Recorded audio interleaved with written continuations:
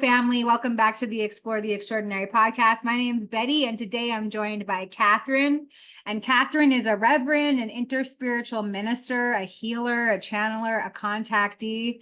She is really involved in service with the IANDS community. I'm so grateful for that. Katherine's actually one of the first testimonies that I heard at IANDS, and I said, oh my goodness, that woman has the same experience as me, and I finally didn't feel alone on this spiritual journey. So I'm super grateful for our connection, and I'm so grateful for your willingness to come and serve our community at IANDS. I'm excited for people to get to know more about you and all of your amazing spiritual experiences. So I'm going to toss it right over to you. Thank you. Oh, thank you, Betty, for inviting me today.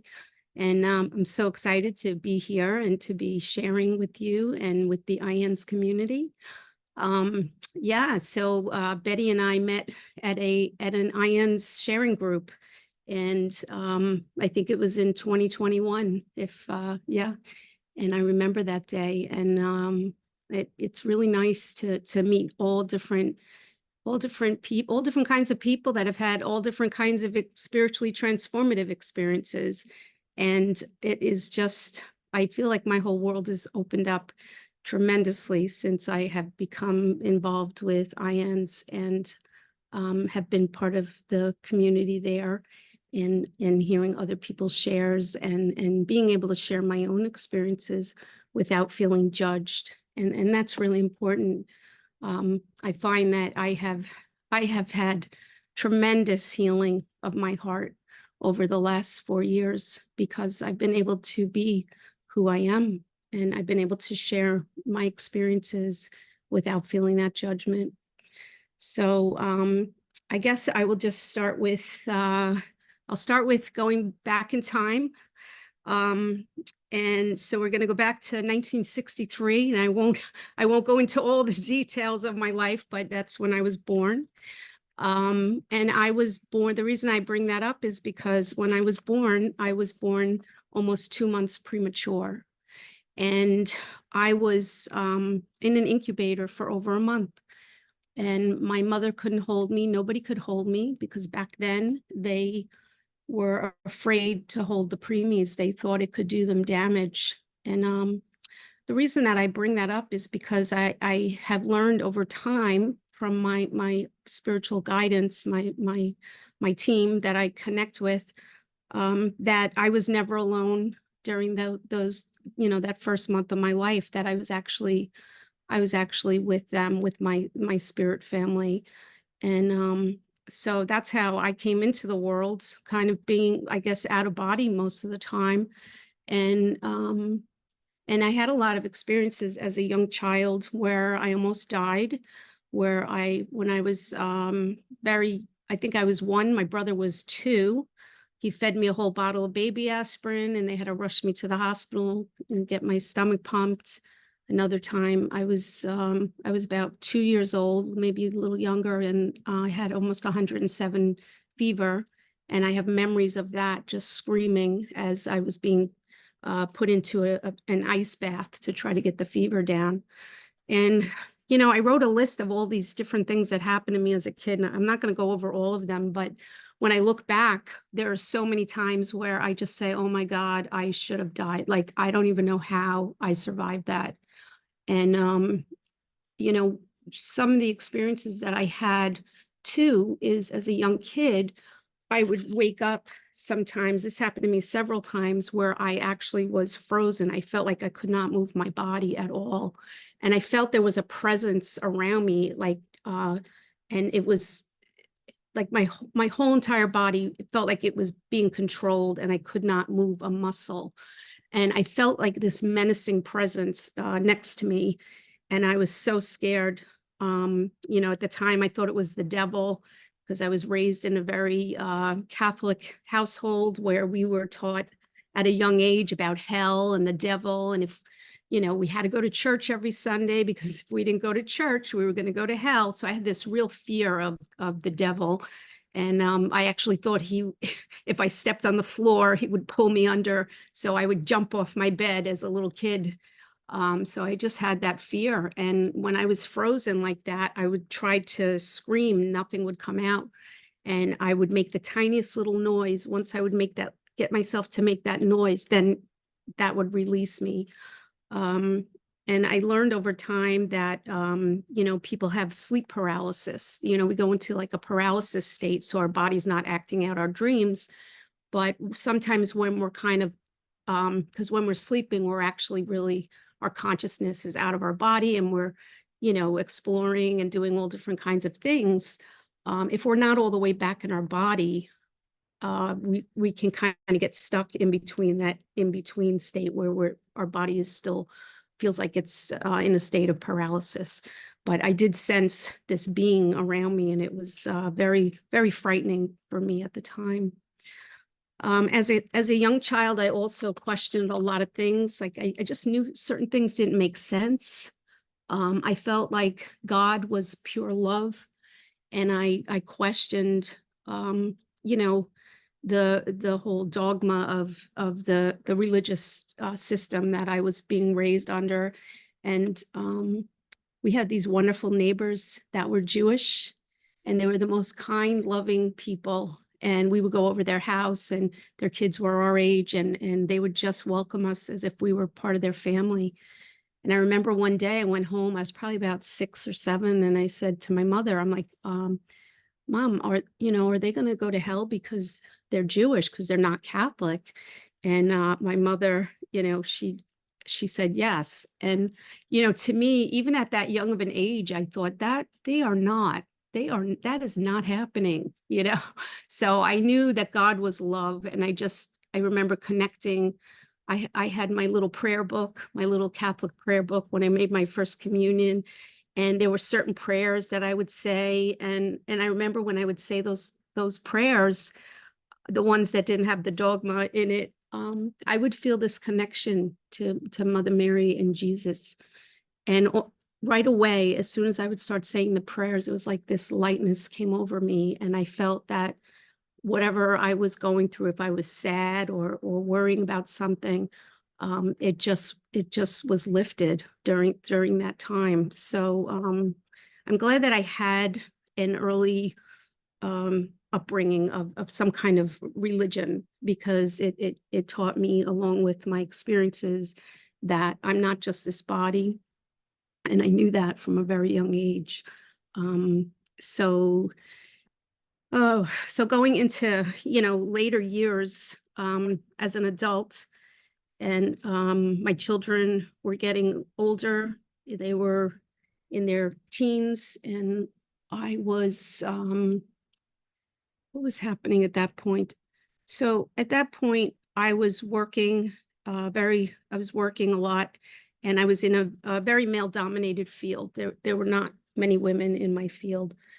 And there was a gentleman on my job that he was kind of scapegoated by these guys on my job, and they pushed him out of a leadership role. And he ended up losing his job. And he was older than me. He had kids that were, I think they were in college at that time. And he must have fell under a really bad depression, because he ended up committing suicide. And where I worked, these guys, they were okay, so they pushed him out of the job. He ended up committing suicide. I'm sure there was more to it going on in the background of his life, but I had a dream about him shortly after that, and it was a visitation from him. And he came to me, and he was beaming. He was so happy. And he just came to me and he said, "Don't worry about me. I'm fine," And I was like, "Oh, I'm so happy to see you." So the next day I went into work, and I thought, "Oh, wow, I'm going to tell, the people on my job that he came and visited me and he was happy." And when I told them, these guys, one of them made fun of the way he committed suicide, which I was horrified. So a week later, I was explaining that to somebody at a diner. We were outside in the parking lot. And as I was explaining what happened and how, I couldn't believe these guys did that, he walked right in front of me, and he was as solid as anybody else. He was actually in a crowd of people, but I could see him very clearly. And he was probably about 10, 15 feet away from me. And he looked right over at me as if to say, yeah, I know what's going on. I know what's going on. And as I'm explaining the story to this person that I was there with, I was just like, and oh my God, there he is. Oh my God, there he is. Like, how is this possible?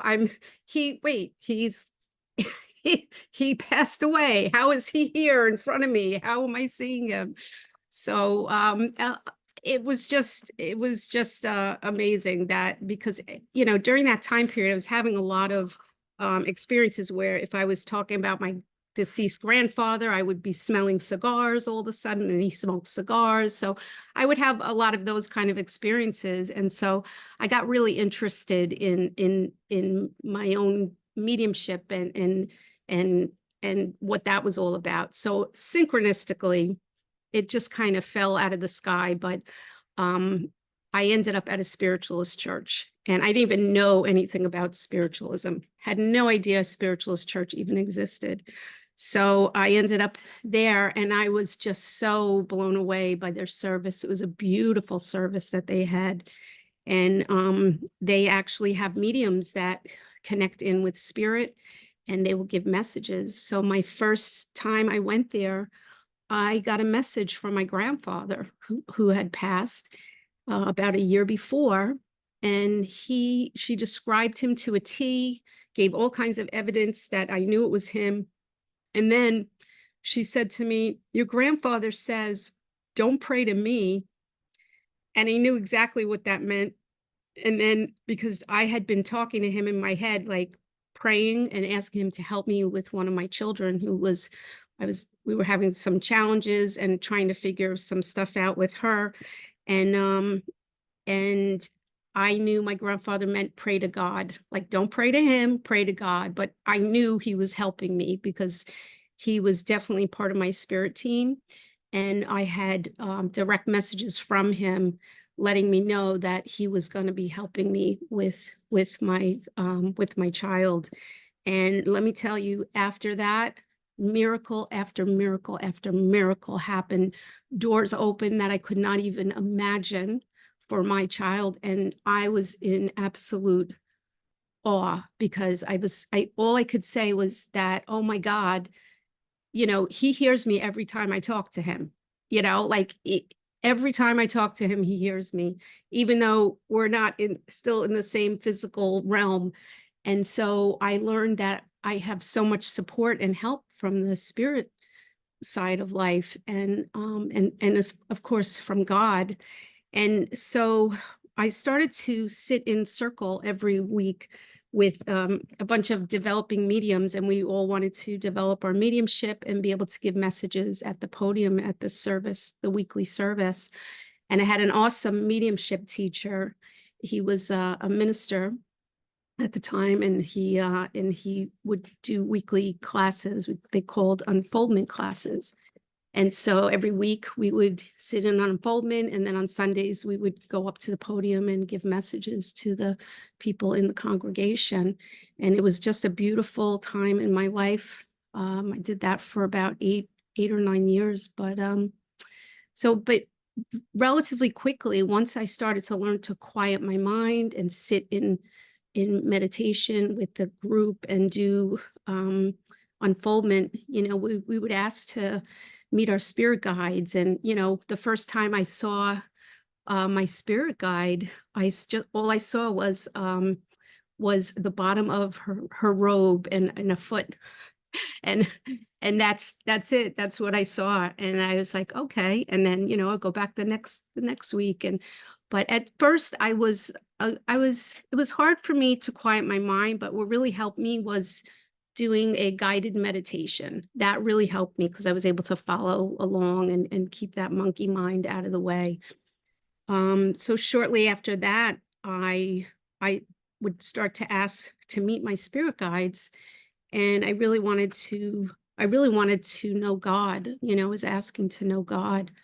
And one morning, as I was waking up, my guide started to appear to me, And one after another, they were showing themselves to me and introducing themselves to me. And I remember them. I remember them, but I didn't like, I felt like it was like, almost like a family feeling.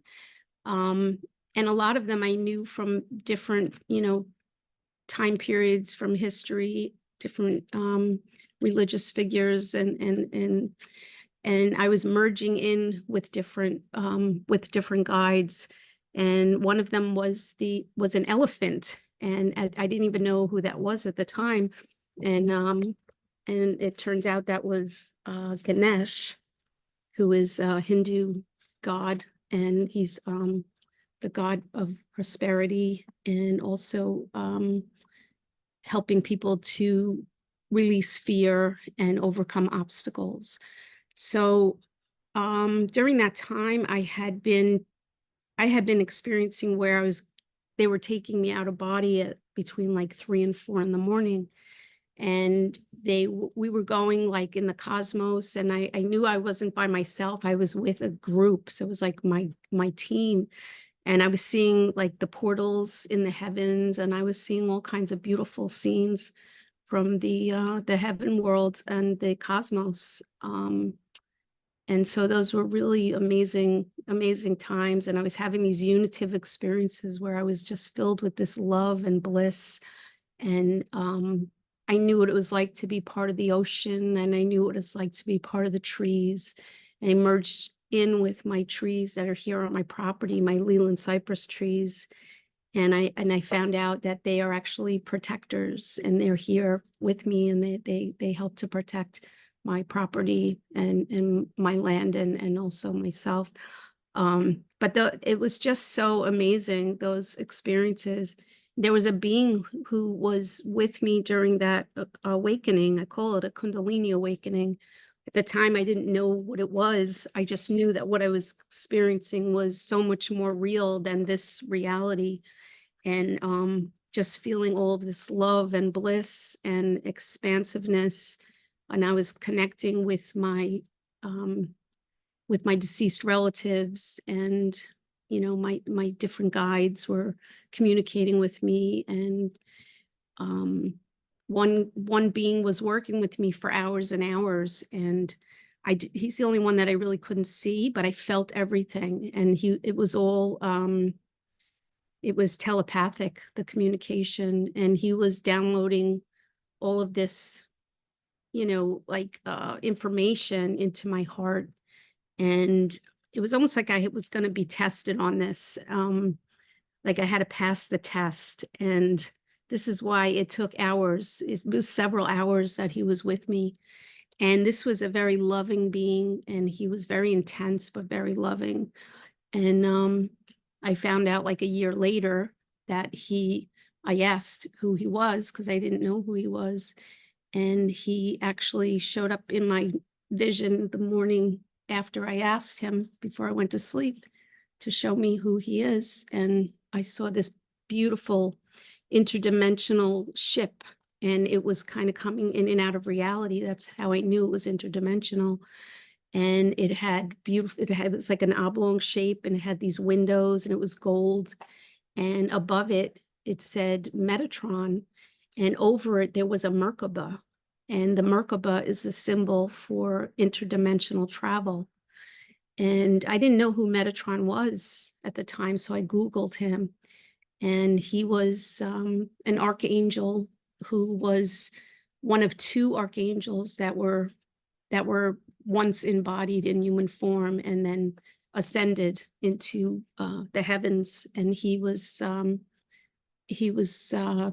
an archangel, and so he's a scribe for God. So he's part of overseeing the Akashic records, and also the cosmic realm. He is very much overseeing the cosmic realm. So shortly after that, I started to see different types of beings. I started seeing the feline beings in my meditations, and earlier I had been woken up with little beings around my bed, and I was never really afraid when those things happened. So I had little glimpses of different types of beings, but the first one I remember seeing in my meditation were these feline beings.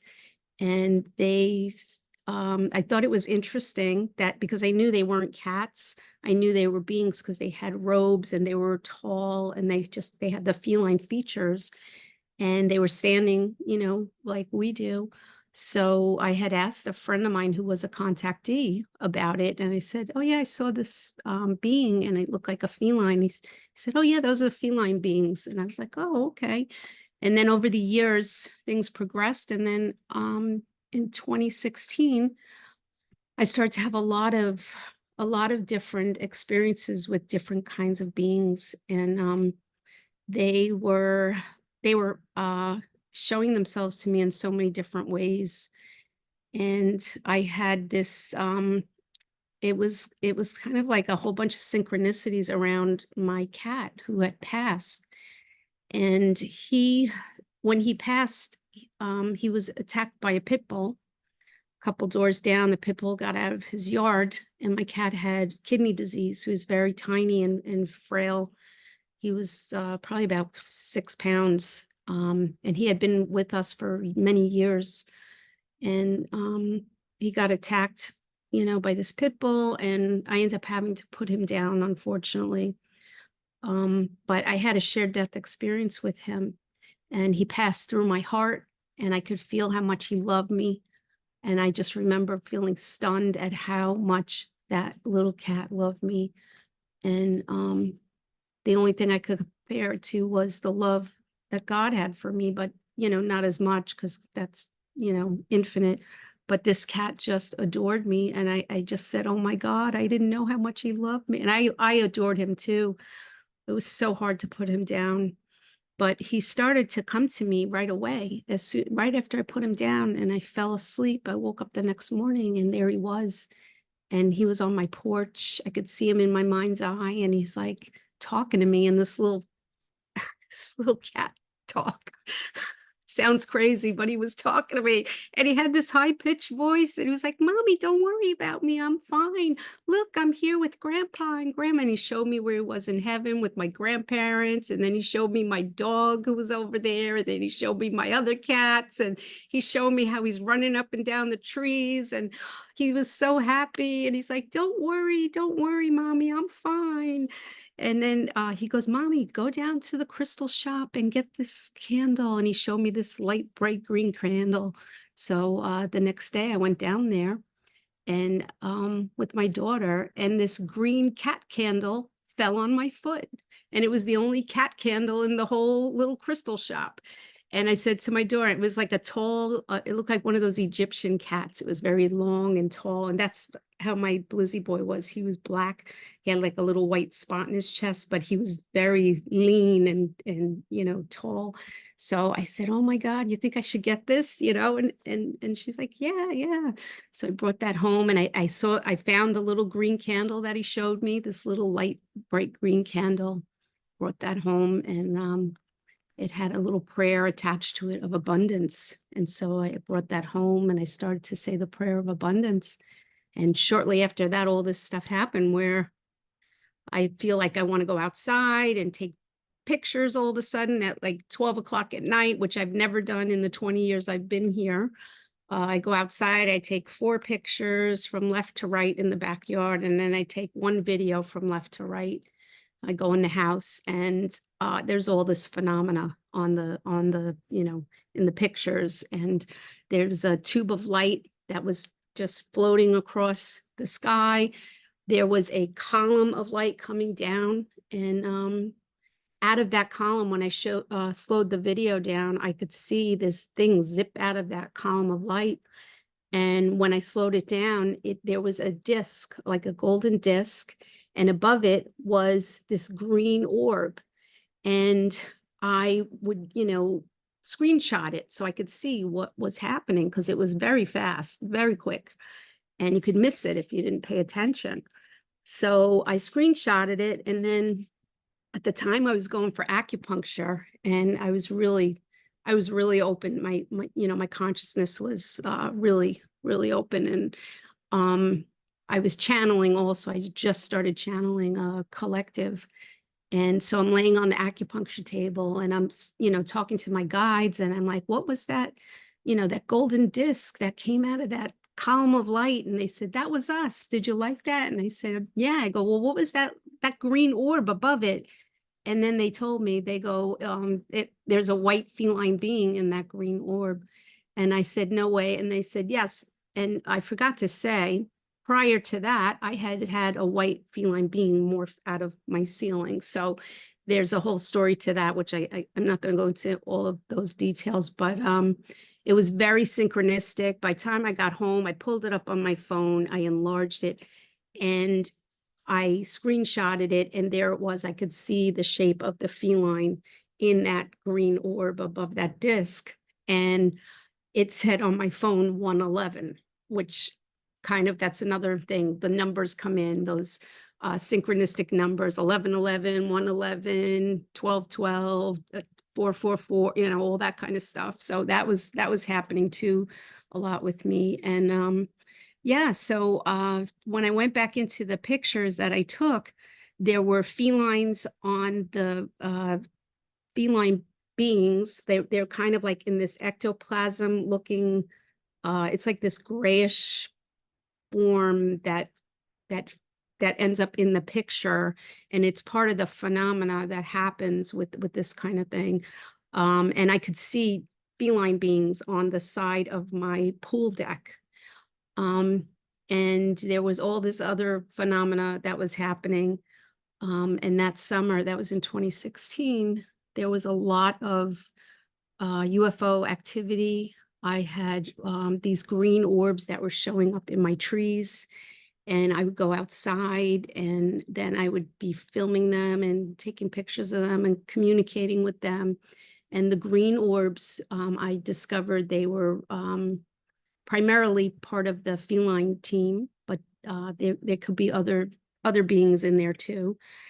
And at one point I was asking this green orb to come down the tree, and it started to come down the tree. And then next thing I know, in my camera, as I'm filming it, I see an orange disc, right? And I start following that, and then another one and another one and another one, and until there was over 30 discs that were salmon-colored. And to me, when I was looking at them, they looked low and oblong. And in one of them, it came down so low, I could actually see a being in the craft itself, like standing there looking at me. There were all these things kind of flickering around, these salmon discs. And when I went back in and looked at the video, those were green orbs. The green orbs are flying so fast, like so much faster than the salmon-colored discs. And I couldn't believe what I was getting on my film. And I was able to slow it down and just see these things, as they were moving. And when the green orbs would move, they would be in like an orb shape. And then when they would go to turn a corner, they would actually shrink down into and look like a disc. And then they would make like a quick, like a left-hand turn really fast. So what I learned later on is that those salmon-colored discs, they were actually part of a group of beings that are, that the way they presented to me was they are part of the Sasquatch family. And I know that sounds crazy, but one morning I was waking up to them. I was waking up to a bunch of, it looked like an alphabet. They were trying to spell out something in sticks on the ground. And I was just kind of like, who is this? I could see it in my mind's eye as I was waking up. And then one after another, I was seeing these Sasquatch beings, and they were all different shapes, sizes, colors. And they started to explain to me that I had a life as one of them, and that they are coming to different people that are connected to them. And it was just really amazing. And they showed me people that I know in this lifetime that I actually had a lifetime as a Sasquatch with them. And I just thought that's just too crazy. But they showed me this one little girl who was actually my little Sasquatch baby. And she morphed into this beautiful blonde little baby in my arms. And I could see her face kind of morph into almost like human, but she was still a Sasquatch. And later that day, when I went to the place where I was going for these fellowships, it was like a spiritual fellowship. There was a woman there who I met that I just felt very drawn to her. And when I walked over to her, I realized that was the face that I saw that morning as I was waking up, and they were showing me, that little baby that I had. So she was part of my family in that lifetime. So I know that sounds insane, but they did so many things to show me that they are here and that they're real. And I do have pictures of them, and I have so many synchronistic things that happened that they showed me that they are definitely here. The thing with them is that they can disappear, they can appear, they can disappear. They're interdimensional, and they're part of the ET realm, the interdimensionals. I know it sounds funny, but it is so true. And it's just wild. But I can go on and on, Betty, because I met so many different ones, and they showed me, different ones would come to me, and I always felt like family when they would come. I was never afraid.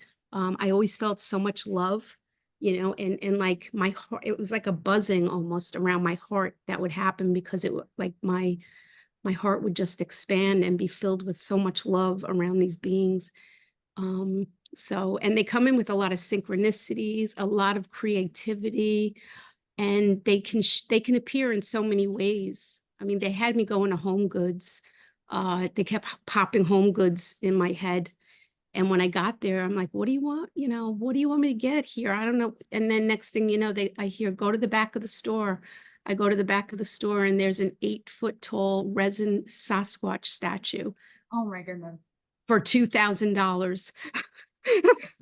I'm like, I'm not buying that. Right. You're like, cute, but not going to get that this time. So, wow. Yeah. You shared so much. I have so many different questions that are popping up for me. I think one of the main questions that I want to ask first is, why do you think that you are able to connect with so many different kinds of beings? So the question really being, I see it in comments a lot. Why does this happen to some people and not to others? yeah. Well, what I've come to understand is that I, I don't think I was chosen. Some people say, oh, I was chosen, but I don't believe that for myself. I feel that I chose this. Like, I sat down with my team before I incarnated into this body, and I know I chose all of my challenges. I chose to have these experiences. I chose to go through periods of my life that were so, so difficult. And also I chose to have these expansive, loving, connected experiences. And so that was part of my mission for coming into this incarnation, is to become aware of my cosmic family and my heavenly family in this lifetime, and to know that I'm not alone, that I always have help, and also to know that God is with me. And I say God, some people have a reaction to that word, and I don't, when I say God, I don't mean a person or a being. I'm talking about that energy of absolute divine infinite love, and we can all have a relationship with God within ourselves, because God is within every single one of us, and God is the all. So God is everywhere. So I think it was part of my life's mission, is to be able to wake up to who I truly am, and that is they are my cosmic family. So I've had lifetimes with different beings as different beings. And so during that time period, I was meeting many of them. And I channel a collective. So the collective is myself, my higher wisdom, God, and my team, who are all of these different beings, my spirit guides. And I call them my team because there's so many of them. And we all have that. This is not just for certain people. We all have a team, and we can all tap into that. That awareness within ourselves. Thank you for sharing that. I think that that's such an important point to get across. This is not, yeah, we're not, people aren't chosen. All of us are chosen. We're all infinitely special. We all have access to awakening and information and our guides. And I think the belief system, you know, when I listen to your story, I hear, okay, your belief got cracked open with this one experience. And then they were like, let's just give her all the experiences. She can handle it, you know? Yeah, I feel like we could do like a 5-part series on all the different experiences that you've had with different beings. But I do want to make some space for you to talk about the conscious communities that you've created yeah, and just tell people what they are about. And maybe if you could share a little bit about the inspiration behind being able to create these communities. sure. So, yeah, I mean, it's been, oh, it's been so much fun. You know, I started a group in 2016 when I was having all these experiences, when it first really cracked open with the cosmic beings and everything, or the interdimensional beings. I thought, there's got to be other people that are having these experiences, right? So I went to my library and I said, I just want to start a group and see if there's any interest. So I started my group called UFO ET Experiencers, and the library changed the word from experiencers to phenomena. And I'm like, all right, maybe that was a little too much for them. Like they're going to have a bunch of wacky UFO ET experiences come into the library. I guess they didn't want to put that out there, but I was okay with it. And I kept the name UFO ET Experiencers for, that's what I call it. And I had that at my local library once a month. And at the first time, there was probably about 22, 23 people there.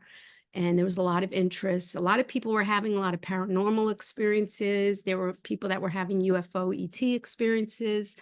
Um, and yeah, it was a nice group. A lot of people were highly interested because they had been having some stuff like when they were kids, or it was across the board, but there was a lot of overlap between these experiences. And so when COVID happened, that shut down the library, and then I brought it on to Zoom. And then I have another group that I started called Safe Space Sharing Group. Well, I'm sorry, the UFO ET Experiencers Group is the second Tuesday of the month, and that is on Zoom. And now I have all three of my groups on Zoom, and I usually have a speaker that comes in and they'll share about their experiences, UFO ET, and it often overlaps with all the other kinds of experiences too. And then we'll have time for questions and answers from the people in the Zoom group and comments and just insights. So it's really nice. And then I have Safe Space Sharing Group, which is on the first Tuesday of the month at 7:00. And that one is where we just talk, about our different experiences, and it's just a safe space for everybody. And it's a real nice community. And then on the fourth Tuesday of the month, I have spiritual experiencers. And that's for people that have had any kind of spiritual experience, which these all fall under, I believe, they're all part of the consciousness experiences. So those have been my groups that I started, and I'm so happy that they're continuing on Zoom and people from all over the world join, and it's just so wonderful. So if anybody's interested, you can contact me. I think, Betty, will you put my website up on? Okay, yeah. And then I have a list of the different ways that you can register for these Zoom groups. You're all welcome, and I would love to have you be part of them.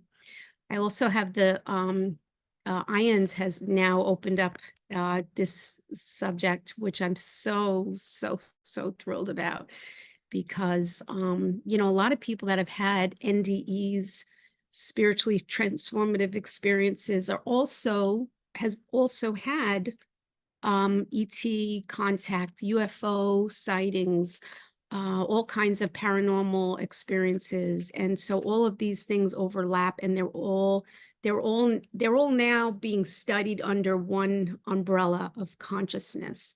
And I'm really, really excited about that. I'm so happy that IANDS has opened this up. So that group, it's called UFO ET NDE, and myself and Daniel ND are facilitating that on the first Wednesday of the month at 7 o'clock. So, and that's a sharing group. So you're all welcome to come to that too. And we talk about STEs too, which are spiritually transformative, and NDEs, UFO ET. It's really fabulous. Yeah, it's so amazing. First of all, thank you for creating the conscious spaces that you've had, and thank you for being the inspiration for IANDS groups and events to open up this conversation to our community as well. And I think that you're right. Again, I think that once you start to practice that spiritual muscle of open-mindedness, you just become a completely open vessel for all different kinds of experiences. And I love, you just listed off so many places to feel connected to community.